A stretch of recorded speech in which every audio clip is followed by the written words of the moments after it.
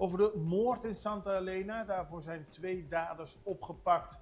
Het gebeurde gistermiddag. Er is in Santa Elena een 19-jarige jongen doodgeschoten.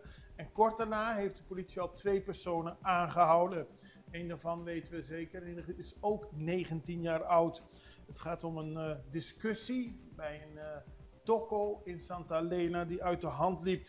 De 2 jongeren waren aan het discussiëren en opeens haalde de ene een vuurwapen uit zijn auto en schoot de ander in zijn borst.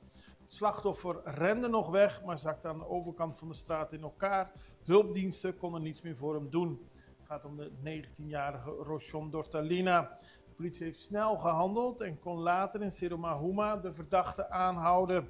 Daarbij werd ook in een tuinhuisje het vuurwapen gevonden. Er is ook een andere jongen opgepakt en die wordt verdacht van het proberen te helpen van de dader om van Curaçao te vluchten. Beiden zitten vast in de